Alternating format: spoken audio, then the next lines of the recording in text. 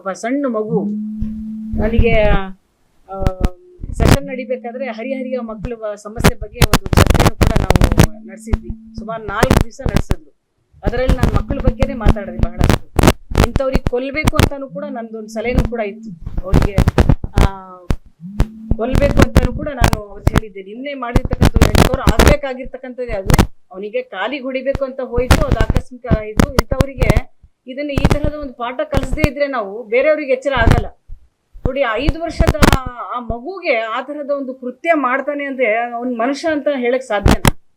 ಈ ಬಿಹಾರೀಸ್ ಆ ಕಡೆಯಿಂದೆಲ್ಲ ಬರ್ತಾ ಇದಾರೆ, ಔಟ್ ಸೈಡರ್ಸ್ ಕೆಲಸಕ್ಕೆ ಅಂತ ಬರ್ತಾರೆ. ಈ ತರದ ಒಂದು ಕಾರ್ಯಕ್ರಮದಲ್ಲಿ ಈ ತರದ ಒಂದು ಕೆಟ್ಟ ಒಂದು ಮನಸ್ಥಿತಿ ಅವ್ರದ್ದು ಯಾವ ತರ ಇದೆ ಅಂದ್ರೆ, ಅವ್ರು ಯಾವ ವಯಸ್ಸು ಏನು ಎಂತ ನೋಡೋದೇ ಇಲ್ಲ. ಇದನ್ನ ನಾನು ಖಂಡನೆ ಕೂಡ ಮಾಡ್ತೀವಿ. ಈ ತರದ ಒಂದು ಕೃತ್ಯ ಮಾಡೋರಿಗೆ ಸರಿಯಾದ ರೀತಿಯಲ್ಲಿ ಅವರಿಗೆ ಶಿಕ್ಷೆ ಆಗ್ಲೇಬೇಕು. ಸರ್ಕಾರ ಇನ್ನಷ್ಟು ಇಂಥ ಒಂದು ಕ್ರೂರ ಮನಸ್ಥಿತಿ ಇರೋರಿಗೆ ಒಂದು ಕಠಿಣವಾದ ಶಿಕ್ಷೆಯನ್ನು ಕೊಡ್ಲೇಬೇಕಾಗಿರ್ತಕ್ಕಂಥದ್ದು. ಇದು ಅವನಿಗೆ ಕಾಲಿಗೆ ಹೊಡೆಯಬೇಕು ಅಂತ ಹೋಗಿದ್ದನ್ನ ಅದನ್ನ ಆಗಿದೆ, ಬಟ್ ಆಗ್ಬೇಕಾಗಿರ್ತಕ್ಕಂಥದ್ದು ಆಗಿದೆ ಅಂತ, ದೇವರ ಇಚ್ಛೆ ಅಂತ ಆಗಿದೆ ಅಂತ ಕೂಡ ನನ್ನ ಒಂದು ಭಾವನೆ.